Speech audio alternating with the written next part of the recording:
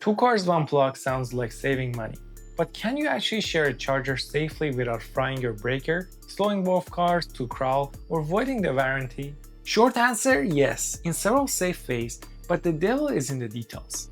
This video walks you through every real option: swapping the cable by hand, passive splitters, smart load sharing, EVSEs, and why DC fast chargers are basically off limits. I'll show the numbers you need, amps, kilowatts, and likely charging speed, the safety rules to follow, the tools that make it painless, and the real scenarios where sharing makes sense or doesn't. Hello everyone, I'm Shayan, an engineer specialized in electric vehicle development. Everyday reality, what a charger actually is. Think of a level 2 home charger like a powerful water tap. The pipe, the circuit, has a fixed size, and how fast water flows depends on that pipe. Most level 2 EV chargers in homes run on 240 volts, and typical currents are around 40 amps, depending on the circuit and install. At 32 amps on a 240 volt circuit, you get roughly 7.7 kilowatts of power. At 40 amps, you get about 9.6 kilowatts. That's enough to add 25 to 35 miles of range per hour for many EVs. Two cars sharing 140 amp feed, by splitting the power evenly, would each get roughly 4.8 kilowatts, half the speed. That's fine for overnight top-ups, but it's not great if you need a quick boost before a trip. But the electrical rules are strict. The charger and breakers are rated for continuous duty. You cannot legally or safely draw more than the breaker rating.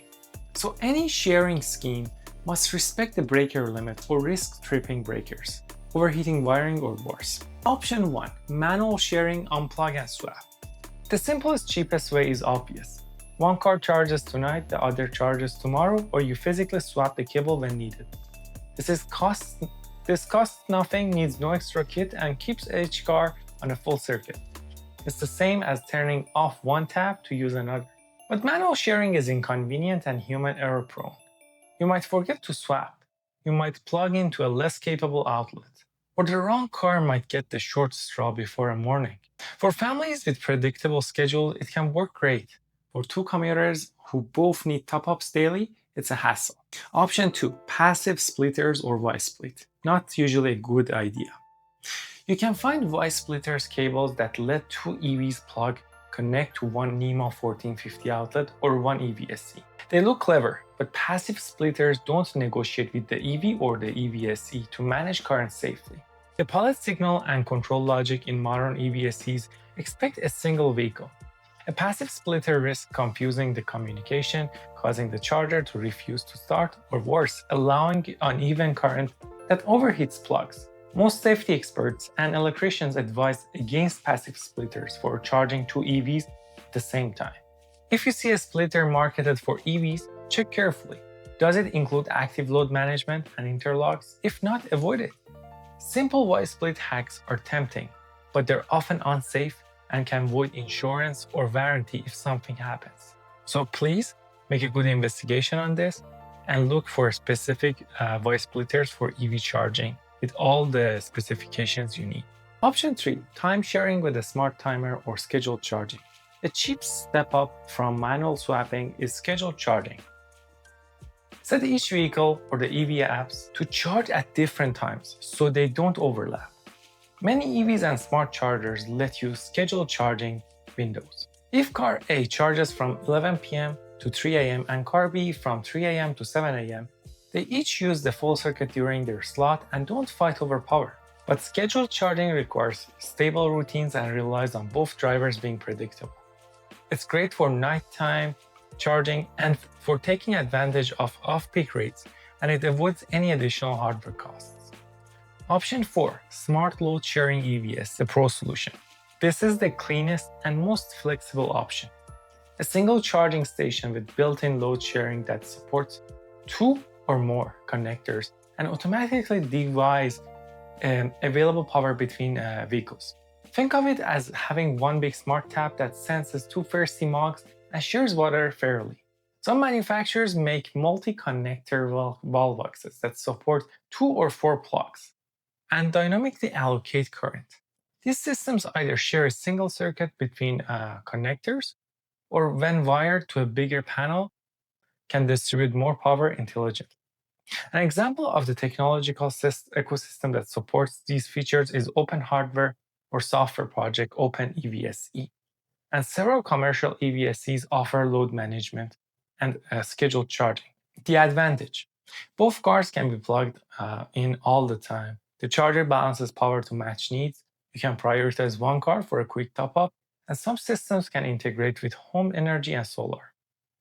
For households with two EVs, a dual connector smart EVSE often beats separate dump chargers in cost, wiring complexity, and panel constraints. But smart EVSEs cost more upfront. Expect to pay several hundred to over $1,000 for advanced units, and you must size the wall box and home supply correctly.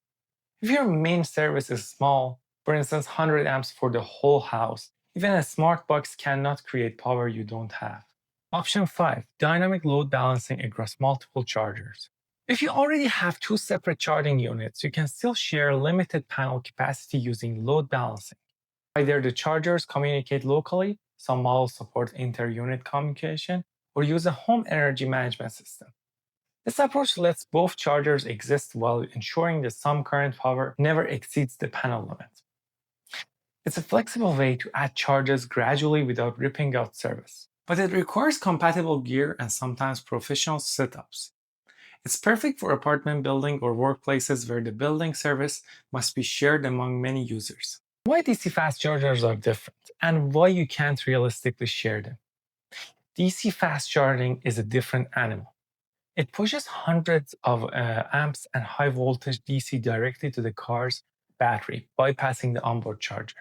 The connector, communication, and cooling requirements are specialized, and chargers are designed for one car per nozzle.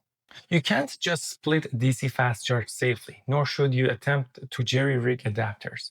Public fast chargers are expensive equipment, and sharing them between vehicles simultaneously isn't supported by the standard protocols. In short, don't try to split DC fast charging. Safety standards and warranty notes.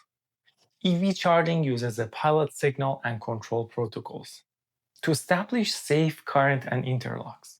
Any ShareLink solution must preserve those signals and interlocks.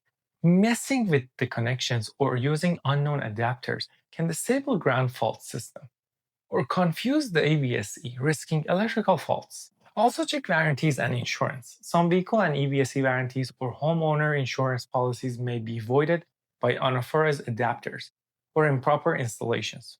When in doubt, use certified equipment and consult a licensed electrician. The crossroad: cost versus convenience versus safety. Sharing a charger looks like a win.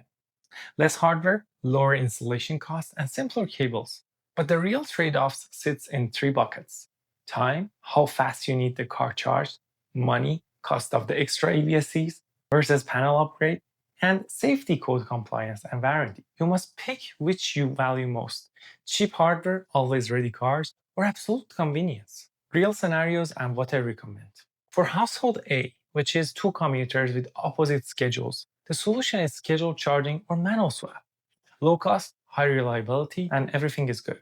For household B, with two overnight commuters who both need full charges every morning, the solution is smart dual connector EVSE or two chargers with load balancing, which justifies the cost or consider a panel upgrade. For apartment building, multiple residents share limited power. The solution: managed EVSE network with load sharing, billing integration, and possibly time of use incentives. This setup often needs property level control and billing software. For the weekend drivers, one car daily, one rarely used, the solution is manual swap or scheduled charging, which works fine for them. But here's the kicker. If your electrician quotes $4,000 to upgrade your service to add a second 40 amp dedicated circuit, a smart load sharing EVSE that avoids that upgrade, costing maybe $1,200 to $2,000, can pay back quickly. Do the math for your local install prices. Quick numbers to run in your head right now. Single 40 amp circuit is equal to 9.6 kilowatt total. If split evenly, it is around 4.8 kilowatt each. If each car needs 10 kilowatt hour per day, a 4.8 kilowatt share adds around 14 to 16 miles per hour. Fine overnight. If you need 30 miles fast, you need closer to 7 kilowatt per car. Two cars sharing will be slow unless supply is upgraded. Panel upgrade versus smart EVSEs. Compare electrician quote for new circuit versus cost of a smart load-sharing wall box. Often the smart box is cheaper and less intensive. The one simple decision rule. If you and other user both need reliable, fast daily top-ups, get separate chargers or upgrade service. But if you charge mostly overnight or your schedule is predictable, a shared solution, scheduled charging or a smart load sharing EVSE will save money and works fine. Prioritize safety and code compliance. Don't use passive splitters, don't hack DC chargers, and use certified equipments. Final checklist before you share a charger. Know your breaker rating and compute kilowatt to see how much you can share. Avoid passive splitters. They can confuse the EVSE control and are unsafe.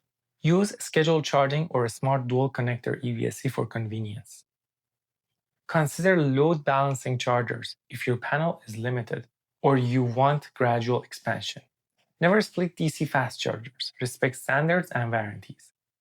If in doubt, talk to a licensed electrician and choose equipment with good support and firmware updates. And at the end, if you want to learn more about the battery management system inside the electric vehicles, how it calculates the state of charge, state of health, and different characteristics inside the electric vehicles, you can click on the link in the description. Thank you.